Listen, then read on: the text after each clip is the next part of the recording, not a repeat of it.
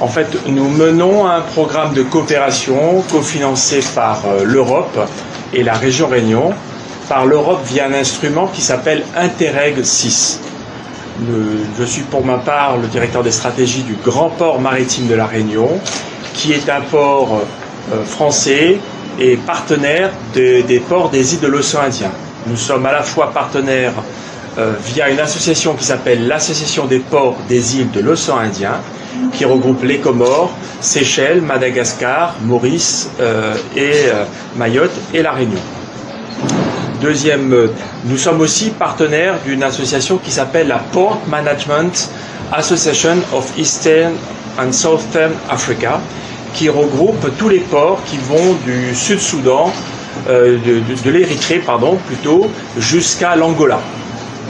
Et nous avons imaginé avec nos partenaires de ces deux grandes associations et les ports avec lesquels nous travaillons et nous sommes en relation depuis fort longtemps, de monter un programme de coopération à la fois de renforcement des compétences des personnels féminins dans les ports, ce sera l'activité numéro 1. Une deuxième activité d'échange de bonnes pratiques sur des thèmes phares que sont la digitalisation. Aujourd'hui, nous avons mené une première réunion sur la digitalisation, mais aussi sur d'autres thèmes que sont le port vert, à savoir la gestion environnementale des ports, et on va peut-être parler de déchets dans les jours qui viennent. Et nous avons aussi comme ambition de parler de croisière durable en océan Indien, parce que nos territoires ont un très fort potentiel en la matière. Et enfin, des échanges de bonnes pratiques sur les métiers de fonctionnement général du port, que sont les métiers de la capitainerie, les métiers de la manutention, les métiers du contrôle des marchandises et plus encore. Et puis enfin une troisième activité, qui est une activité qui, elle, est axée autour du renforcement des compétences des personnels portuaires. Des personnels portuaires et de leur écosystème. À savoir que nous avons l'ambition de monter un programme de formation des cadres des ports et des cadres des entreprises publiques et privées gravitant dans les écosystèmes portuaires pour leur permettre d'avoir une formation sur les thèmes de l'échange de bonnes pratiques que je vous ai évoqués, le port vert, la digitalisation et d'autres thèmes encore, et surtout d'avoir une immersion à l'île de la Réunion. En fait, nous proposons que par cette immersion et cette expérience professionnelle, même de courte durée qui se passera à La Réunion, les cadres vont pouvoir avoir une expérience enrichissante et de pouvoir avoir un réseau qui leur permette de contribuer à la création de valeur des entreprises pour lesquelles ils travaillent dans leurs ports respectifs. Et enfin, nous avons également un programme de formation et surtout d'expérience professionnelle de personnel ouvrier et agent de maîtrise dans 3 métiers que nous ciblons, marin, docker et maintenance industrielle.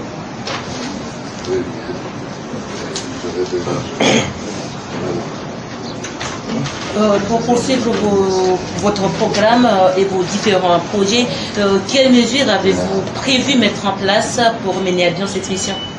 Alors, les mesures qu'on a prévues sont d'abord des missions croisées pour les échanges de bonnes pratiques. À savoir que là, par exemple, nous avons imaginé, commencer à réfléchir à des stratégies de pouvoir et communiquer autour des enjeux de la digitalisation.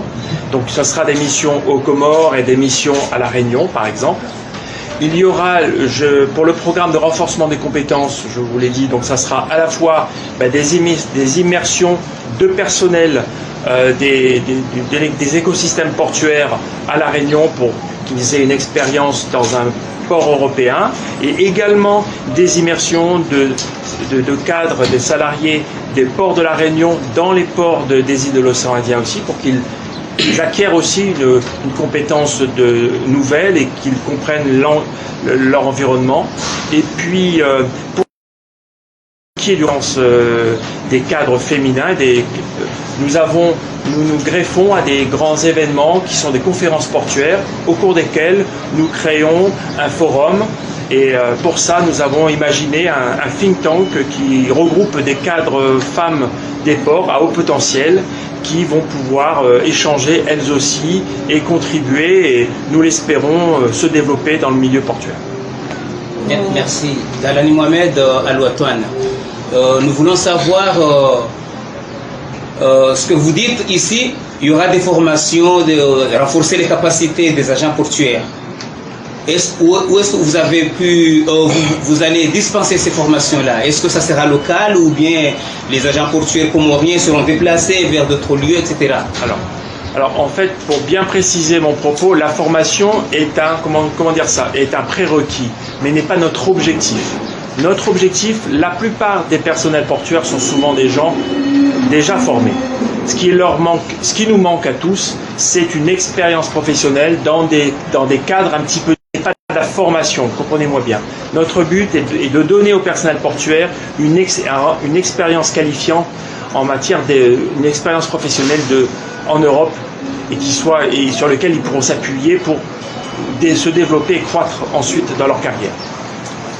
Concernant cette coopération, quels résultats attendez-vous surtout des deux côtés? Alors, pourquoi nous faisons tout ça? Il faut comprendre, ça ne vous a pas échappé, que les échanges économiques entre nos îles sont extrêmement faibles. Pourquoi? Parce qu'il y a des barrières culturelles, les gens ne se connaissent pas, et comme vous le savez, la plupart des cultures, et j'en fais partie, hein, je suis en océan Indien, nous avons besoin de nous connaître avant qu'il y ait un flux d'affaires. Et en fait, ce projet a pour but de permettre aux gens de se connaître pour que, de manière subséquente, et le fait d'avoir un nouveau réseau, d'être en confiance avec de nouveaux interlocuteurs, que plus tard un flux d'affaires, plus tard que des opportunités professionnelles se fassent. Voilà. Le but, c'est vraiment de créer un lien qui ne soit pas un lien tout de suite, un lien avec des objectifs commerciaux immédiats, mais de permettre aux gens d'avoir une relation positive et ensuite qu'ils puissent se projeter ensemble sur des projets. Donc à terme, ce programme de formation, ce programme d'expérience professionnelle plutôt, je recadre, a pour but de manière inclusive de pouvoir renforcer les échanges par la digitalisation, par d'autres moyens, pour que les ports et que nos volumes d'affaires puissent augmenter. Et ça se fera au prix d'un investissement sur les cadres et agents des ports et des entreprises qui y travaillent.